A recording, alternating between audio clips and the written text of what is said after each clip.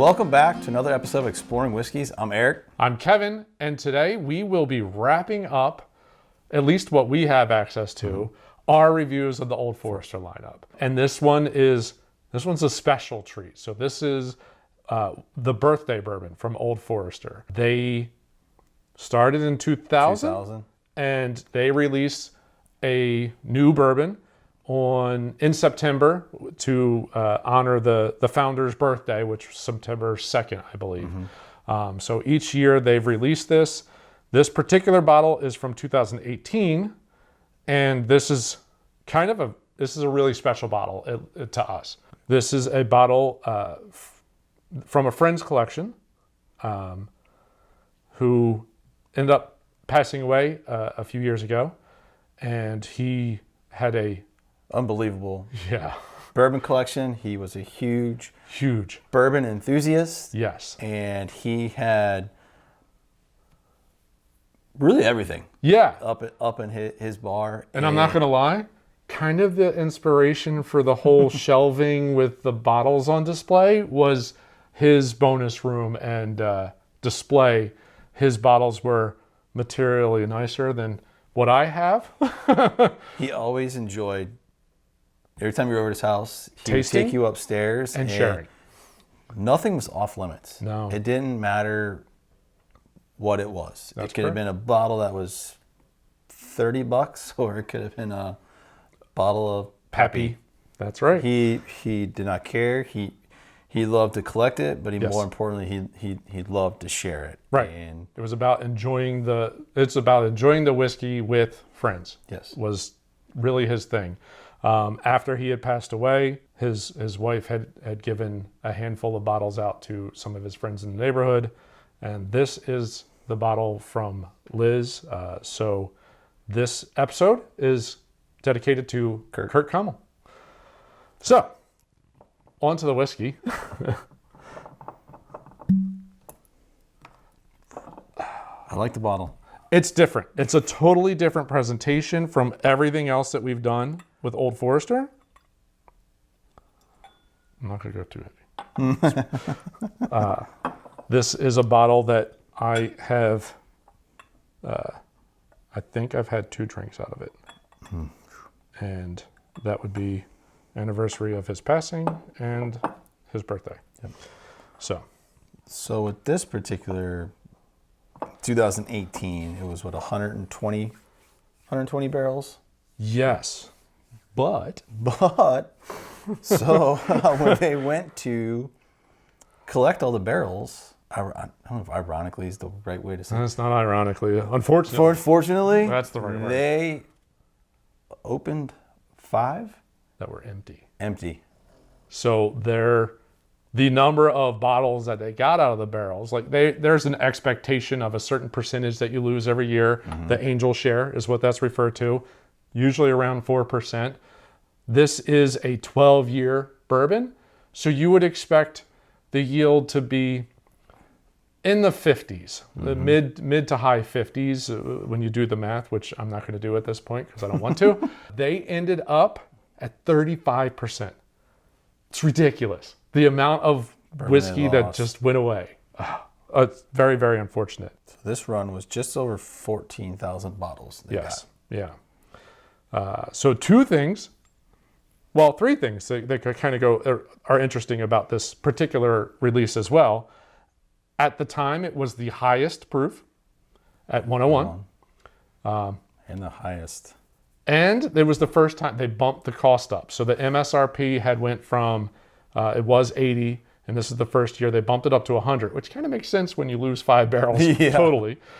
And it's one of the older ones. So at 12 years, that's a pretty good age for a bourbon. So it is one of the older ones. Most of them are in the 8 to 10 is normal. This is 12. So, and on the proof side, 2019 they came along and did a 105 release. So the record only lasted a year. Yeah, only lasted for a year. In theory, the mash bill is the same Old Forester mash bill. They don't specifically release it for the birthday bourbons, but the 72, 18, and 10 is probably what this is, because everything else from Old Forester is 72, 18, and 10. So It's just all the locations. it is. It's very specific, and each release they do let you know, like, it's from this shelf in this warehouse and that kind of thing, like a mix of like two. I think this one's a mix of two locations. Yep. That is. I get a little alcohol, some brown sugar. Brown sugar. That was, and then I got it an exact opposite. It was exactly how I was going to say it. I get brown sugar and then like some alcohol. The ethanol notes are a little strong for Old Forester, which I don't. Yeah. I mean, it's not something that's usually pretty. Ethanol's pretty strong. Once you get past that, I pick up a lot of brown sugar. Yes, brown sugar, that dark, sweet note. Yeah, kind of the same on the taste. You got a little burn. It's just a touch of burn in there, which 101, it's a little surprising. I get a lot of the brown sugar. Sweet now. I'm getting like some cherries. Yes. On the finish. There's a long, that was one of the things I did. There's a lot of oil on this. It's picked up a lot of the notes from the wood being, in there for 12 years. There's a toffee note too, but definitely a fruity note. I feel like the vanillas, the toffees, the oak. It's kind of it's a very Old Forester. Well, you should pick up more barrel notes. A little bit more of an oaky note should come through. Oh, even that finish is sweet and fruity. The cherry, for me, even stronger. But in that first, just hangs right here. That first note hits you right here, and it's a really strong ethanol note, and it disappears real quick, and then the oil just kind of sits there and gets sweeter and sweeter. I'm really interested to see. I'm going to do the little aerate and see how that goes, because is it going to get sweeter or get hotter? Like, I'm so interested to see where that goes. The nose has not changed at all. No. It's brown sugar and ethanol, or whatever, alcohol. I'm so surprised that's come off, like the nose comes off that strong on the alcohol side. I just... It got hotter.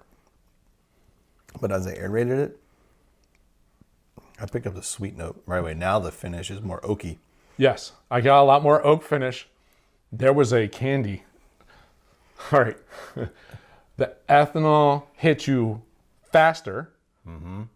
The fruit and sweet came real strong in the middle, like spiked up. And now, there's it's all oak. Oak finish, like a little bit of vanilla note to the oak char, probably. That's nice. I kind of like it. Aerating it, that's really nice. I did have the first year I opened this, or the first time I opened this, I poured for me and for Chrissy, my wife. She took a sip and she was like, I don't need to finish this right now. I was like, no, you don't. I will. It's not necessarily her bag of tea right there. It's really good. Yep. I know we've been ranking. Small cube with this. Ooh. Cooling it down just a just a regular. Yeah, a regular one, just a small one. Refrigerator cube could be very nice. I think that would really. Probably the brown sugar would come out so much stronger, and the ethanol note would probably come down just a little. That'd be really good. I'm just trying to think. Like, we've been going through these Old Foresters, which there are a handful that we have not done, and that's mostly because we don't have. The presidential. Right. I've sampled it up near the distillery. Yeah. But did not come away with a bottle. Yeah. Once the distillery opens up, I think we will be having to take a road trip up to Louisville, and hopefully we can get a bottle of that from the distillery. If you do the private tour, which is what I did. Yes. Our group got a ticket to purchase one of those bottles. Yes. So not everyone in the. That's fine. One lucky guy. That again is fine. How many people do you need to have to do a private tour? I don't know. Well, Hopefully it's like 2. Because that's kind of my plan is 2. No, we'll make it back up there. Absolutely. But no, what I remember, it was good. I don't know any of our friends down here that have that bottle that we could borrow for the show, though. And I've never seen it in the store. Right. Never. No. And I know they just released this year the 150th anniversary, so they did a 150 line, which I want to say there's like, it's not just one 150 line, there's like a couple, but I'm not sure. So that's another thing that it's a single barrel. Don't have access to at this moment. So this is it for a little while. This is it. Now we've finished the lineup. What's the ranking? Oh, give me a top 3 in no particular order, even. I'm a really big fan of the Old Fine whiskey, which is what 19. It's 10 or 20. I can't 10 remember. 10 or 20. Prohibition style is really good. That's the 20. I like the single barrel too. I mean, this is like I'm not even including this one. It's kind of a unicorn. Right. Yeah, I'm not including that. Yeah. I'm really out of the whiskey row. And then you have the 84 and the 100 and the rye. I kind of put those. I mean, I enjoy the 84 as an everyday drinker. I was going to say, I like, if we're leaving this off to the side, because I will say, yeah, this is probably the best out of the lineup. Mm-hmm. And especially the more I go back to it, the flavor, like I getting used to the flavor notes a little bit, so the ethanol is coming down, or maybe just having it air out a little bit. Both of those could be a factor. So this is my favorite out of both flavor and personal reasons. I really like the Statesman as well. Statesman was good. I enjoyed that surprisingly. I didn't expect it, but I really enjoyed the Statesman. I really enjoyed was it not the Bottled and Bond, that's the 1897. Was it the 1810 that they double barreled because of the fire? I think so. Yeah. I liked that one. There was a lot of oaky funk, there's a different note to it compared to everything else. And the 1920s, just yummy. But I still, out of all these lines, never got the banana. Everybody always says there's a banana note. I never got it. I've had the single barrel from 2 liquor stores here in Nashville. And I bought the one we did on the show. I bought from the distillery. Mm-hmm. And none of them disappointed. No, none of them are disappointing at all. It's just they were all really good. I like the 1920. That's really solid. And I like the proof on it and all the things that go along with that one. The Statesman really, I want to say it was slightly a surprise. It was just a surprise because I didn't expect it to be as good since it was, I think, supposed to be a limited release with the movie, and then now it was so good. I think everybody was just like, keep this. I bought the Statesman at the distillery as well because I never saw it in a liquor store. But now, within the last couple of months, I've been in a handful of liquor stores here in our area, and it's on the shelf. They have it. Yeah, it's totally. It just strikes me as so odd that it's tied to a movie, and I don't know. It's now still around and probably one of their. I think it's up there in the top 3 for me for their lineup. Which again, I mean, across the board, crazy. Their standard 84, 100, and the rye, and then you get to the whiskey row. Yep. And then you've got this and the presidential. Yeah, it's a good, solid lineup, and they figured it out. Like they've got a. I like how they do steps in pricing. Mm-hmm. They have the baseline, which is 20 something a bottle. Unless you want to step it up to the big guys. Handles. Yeah. But and then everything is like there's like $5 to $10-ish steps up across the so you have like a good range of, hey, this is good value at this dollar amount. This is going to be a little different, but it's a little bit higher. They have a really good range. Well, to buy that whole the 8400, the rye, and then all of the whiskey row. That was what, It wasn't horrible. 200-ish. It wasn't.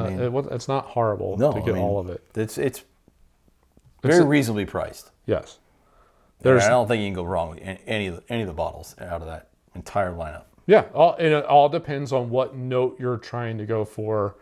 Just look at how it's finished. Like whatever the story is behind it, kind of tells you what you're going to get out of it. The 1897 for the bottled and bond, the 1910 for the fire, the 1920 for the prohibition style. Like there's very specific. So that was the medicinal one. So it had to be barreled at 100 proof. I think so. Something along those lines. So it like the proof goes up a little. It's all these really cool backstories, and there's a little bit of a different note each way that they do it, all with the exact same mash bill. It's pretty cool. It's a very cool. Figured out the different corners and levels in the warehouse really changes the flavor. Yeah, and then bottles like this. I've seen people posting up the 2020 release that came out in September, and I've never seen these bottles on a shelf anywhere. I'm sure they're all raffles and allocations, which I didn't win any this year, so it is what it is. But I did. I know you did. We got one for another episode. That's right. But no, again, I don't think you can go wrong with any bottle in the Old Forester lineup. Agreed. It's been fun doing the whole lineup. Hopefully we can come across the presidential bottle at some point. Yeah. And even some of the newer ones, the 150.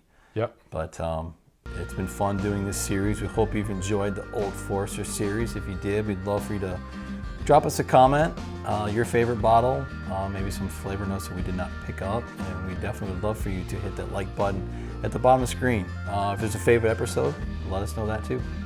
And then if you could subscribe to the channel, you can hit the bell icon to let us know. It'll let you know every time we put out a new show. And ultimately, for this particular episode, to Kurt, Kurt, thanks for watching. thanks. See you next episode. Cheers. Cheers.